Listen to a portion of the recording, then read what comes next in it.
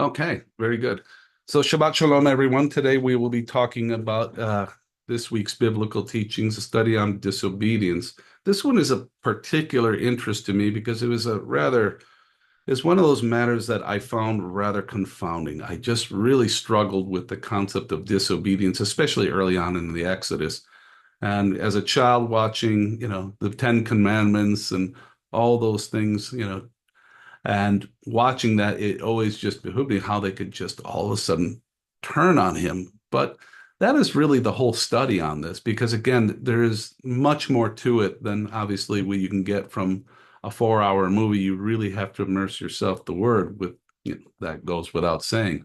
So again, with that, that was one of the challenges that I had with the book of Exodus. And it's amazing to think that Yahweh's wrath upon Egypt, one would think that the Hebrews would have validated with their, be validated with the God of their fathers, because again, everything, all the evidence was there, and it impacted them directly. So again, this is one of the challenges I just really, really scratched my head with.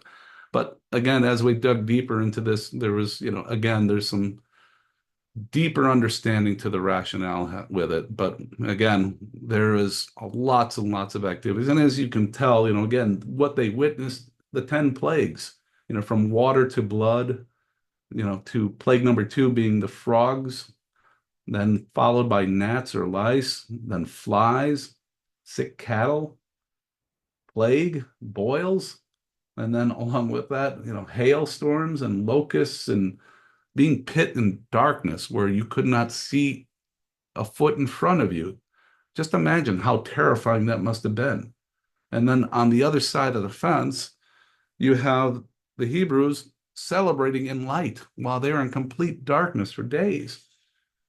Again, I would be, that would be a wake-up call right there. But in any event, the last, but the most tragic being the plague to the death of the firstborns, obviously being, the major benefactor and the pivot point in which Egypt finally surrendered. So again, it was really rather obvious looking at it from the lens of the Egyptians why they let them go. It's like they even gave them gold to just get out, vamos.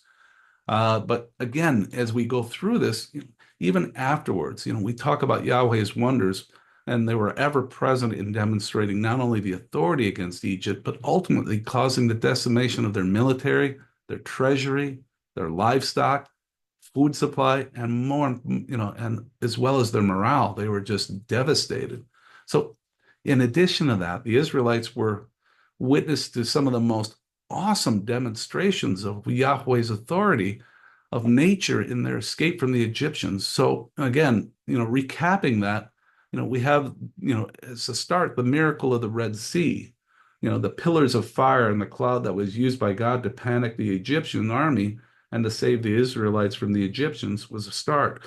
God miraculously divided the Red Sea, creating a pathway for the Israelites across dry land while the Egyptian army was trapped behind them.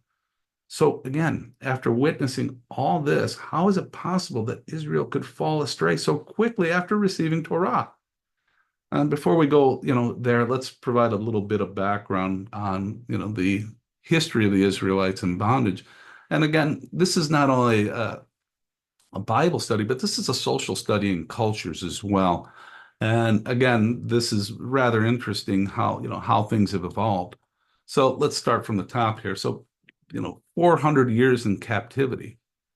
So this has a cause and effect where, again, you watch where 70 at the start from 70 people at the time of, at that time coming in, and then 400 years later, you have 600,000 men in Egypt by that time of it, of Hebrews. So this is a demonstration of obviously of God's power. So the Israelites experienced many examples of God's power and wisdom during their time in Egypt, including Joseph's actions during a famine and crossing the Red Sea. But as time progresses, again, the miracles and the observations become more mythical, if you could. And as a result, things become legendary and then harder and harder to believe with time. That's just human nature. So again, as Moses rose up to leadership, Moses became a leader during the Israelites' time in Egypt, obviously, and their knowledge of God was practically non-existent. So let's recap here. So the Israel in bondage, as we look through that, the Aish rabbi, from the first century, an author of Aramaic translations on the Pentateuch to Exodus 12:37, he writes that of the 600,000 that they had on average 5 children. So 600,000 men had 5 children under the age of 20. This implies that there is a total of 600,000 men plus 600,000 women plus 3 million children. And that's not counting the elderly. So in total, they're estimating roughly about 4.2 million Hebrews in Egypt. So if you weigh that out in a span of time and the xenophobic nature of mankind, yes, watching 70 people grow in a span of 4 centuries into 4.2 million is rather intimidating. And again, that's part of the reason why they had, that fear of them, and they wanted to put them, have them under control and in bondage. So again, the visual here kind of shows the time span with that. And again, we're showing something that's showing from 2007, but you get the idea in terms of duration here. But again, that breakdown shows just all that was involved in that duration. And I won't talk on that because, again, this is very, very familiar territory for you all at this point. And obviously, we're of limited time as part of this lesson. So, how did they worship at that time? And again, prior to entering into a covenant with God, below is the summation of how they worship. So, obviously, there was the golden calf. The Israelites worshiped the golden calf as the God who freed them from Egypt. Aaron made the calf from the Israelites' gold earrings, and the people built an altar for it. Other deities, Israelites may have also worshipped other deities such as Baal, the Canaanite storm god, and Asherah, the mother goddess of the sea. Egyptian gods, Israelites may have also worshipped Egyptian gods such as Nehebak, I can't pronounce it, Nehebku, the primordial snake god, as well as ancestor worship.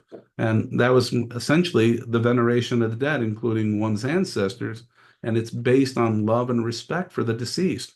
These are things that are still performed today, as a matter of fact. In some cultures, it's related to the beliefs that the dead have continued existence and may possess the ability to influence the fortune of the living. So you see this predominant still, even in a lot of Asian cultures, presently, and even in Latin cultures, the Spanish, in South America, there's still a great deal of ancestor worship. Day of the Dead, for example. Again, that was, part of that tradition of honoring, ancestors. And they have a belief if you don't honor them, they disappear. So again, it's not just something that's, was performed back then. It's still quite in use now. So the Israelites rebelled against God after receiving the tablets for a number of reasons. And this is just a summation of that. So doubting God, the Israelites lost faith in God's promise to give them a better life than in Egypt, and instead wanted to return to their old life. They knew what they knew. Idolatry. The Israelites broke the Mosaic covenant by worshiping other gods in addition to Yahweh. They were a pagan culture. They had, their polytheistic culture, and this is what they knew. So they just simply added God, added Yahweh to the queue, which is unacceptable.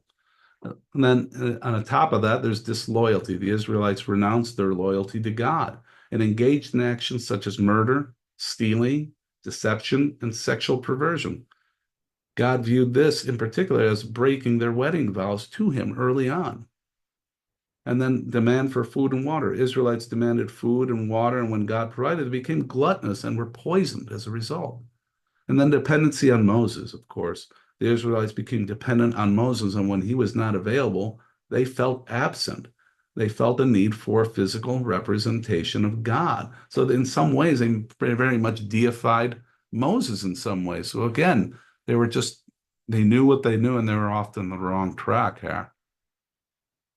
So to further expand the reasoning behind the disloyalty, let's begin by reviewing the book of Numbers in chapter 3, verse 11, where Adonai says to Moshe, I have taken the Levim from amongst the people of Israel, and in lieu of every firstborn male that is first from the womb among the people of Israel, the Levium are to be mine. All the firstborn males belong to me, because on the day I killed all the firstborn males in the land of Egypt, I separated for myself all the firstborn males in Israel, both human and animal. They are mine. I am Adonai, the word of the Lord. So why did they rebel? I mean, let's keep going here. Within this instruction, Yahweh establishes that the Levites are to replace the firstborn of the other tribes of Israel. That's groundbreaking. And this is whereby God, in some special way, regarded all the firstborn males of the tribes of Israel as special, set apart for him, a kind of ownership or adoption by God. So now he's taking the Levites now, and in total, as his own in substitute for all the firstborns of Israel. And that special status of Israelite firstborns as over and above the firstborns of the nations that came about. So again, who's on first? So in Exodus 13:1, the firstborns of Israel were commemorated to God as a remembrance to their Passover celebration. A key biblical principle is that all firstborns, or first wings as you can reference, because it applies to humans, but also includes animals, plants. In other words, the first of everything belongs to God.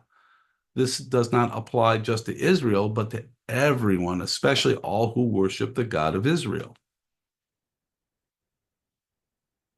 So we saw this principle first applied in Egypt when Yahweh's wrath killed all the firstborn humans and animals, and among the households that didn't protect those firstborns by painting the blood of the yearling ram on their doorposts at first Passover. Yet, just as Israel as a whole is God, is set apart, by God as his people, all the firstborns of Israel hold a special status above all the firstborns of the Gentiles. So, in fact, the implication is quite heavy. A near certainty, really, that before the establishment of the priesthood, the firstborns held a sacred status before the Lord. So let's talk about that in more detail. So the firstborn was essentially the family priest. And this custom is, as where many others, was neither unique or new for Israel. Much of the Middle East had this indoctrinated. There are documents dating back 1,000 years before this time in Mesopotamian cultures that specify that certain religious and spiritual duties of the firstborn. So for the firstborn of the family, and the chief among these duties was to carry on everything was involved with ancestor worship. So there we go. That was part of the key. So this duty began with the responsibility of the firstborn to bury his parents, and thereafter the firstborn was to bring oil and food and even water to the grave sites. So for the use by the spirits of his deceased parents, and during these rituals, the names of the parents were recited because in some undefined way, keeping the memory of an individual alive kept the individual spirit alive. So this is, again, the mindset of this type of worship.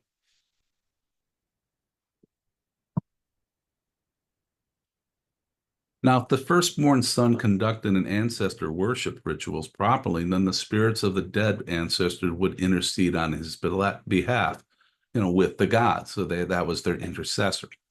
So if the worship was performed improperly, though, then no intercession was possible, and the spirits of his dead ancestors may even turn on him, make trouble for him.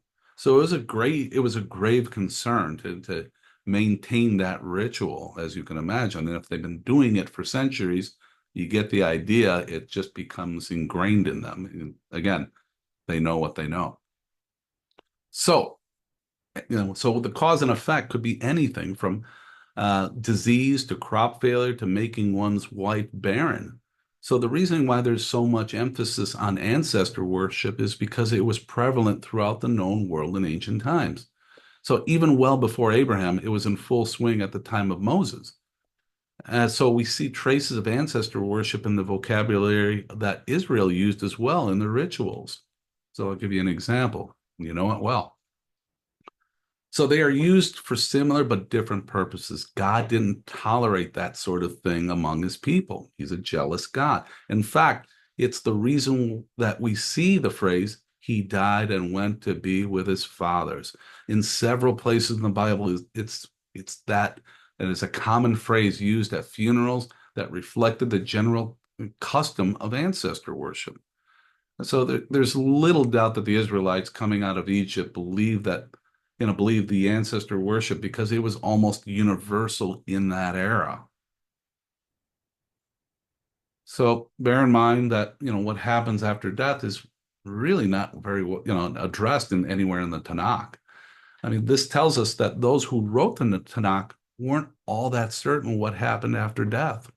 So different eras had different traditions and to develop and about in which they undoubtedly varied among the various Middle Eastern cultures, since ancestor worship was believed to have much to do with how one's life played out.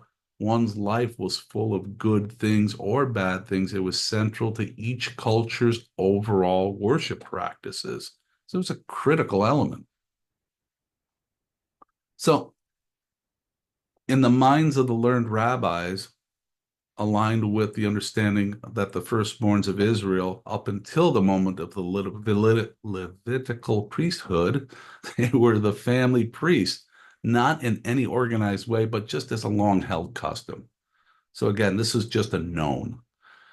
So with all that in mind, we can begin to see that much was going to change for Israel, quite drastically, in fact, from when God established a divine ordained set apart group of priests. Well, guess what?